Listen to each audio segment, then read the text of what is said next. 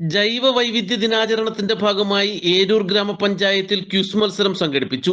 നവകേരളം കർമ്മ പദ്ധതിയുടെ ഭാഗമായി ഹരിത കേരള മിഷൻ നടപ്പിലാക്കുന്ന നീലക്കുറിഞ്ഞി ജൈവ വൈവിധ്യ പഠന ക്യാമ്പയിന്റെ ഭാഗമായിട്ടാണ് ക്വിസ് മത്സരം നടത്തിയത്.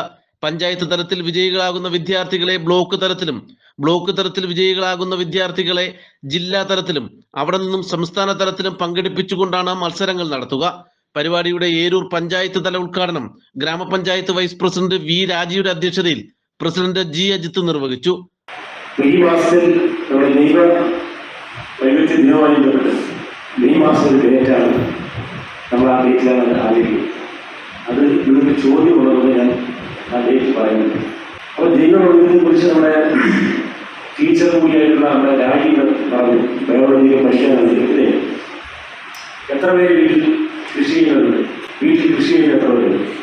ഇതുവരെ കൃഷി ചെയ്യാത്തവരുടെ കൈയോടി. അപ്പം സത്യമല്ല, കൃഷി ചെയ്യുന്നവരല്ല, ഇതുവരെ കൃഷി ചെയ്തിട്ടുമില്ല. അപ്പോൾ നമ്മുടെ ഇപ്പോഴത്തെ ഒരു കാലാവസ്ഥയെ കുറിച്ചൊക്കെ നമ്മൾ പണ്ടതാണെന്ന് പറയുന്നത് ഈ നിലങ്ങളെല്ലാം കരയാക്കരുതെന്ന് പറഞ്ഞേ നമ്മൾ ഒത്തിരി സമരങ്ങളെല്ലാം നടത്തില്ലേ. എന്തിനായിരുന്നു?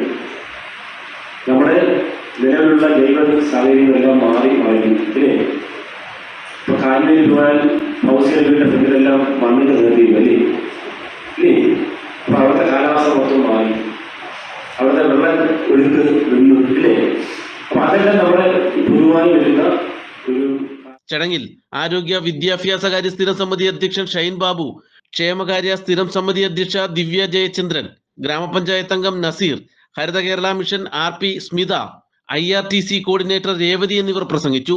വിവിധ വാർഡുകളിൽ നിന്നും തെരഞ്ഞെടുക്കപ്പെട്ട 35ഓളം കുട്ടികളാണ് മത്സരത്തിൽ പങ്കെടുത്തത്. നാട്ടുവാർത്ത, ഏരൂർ.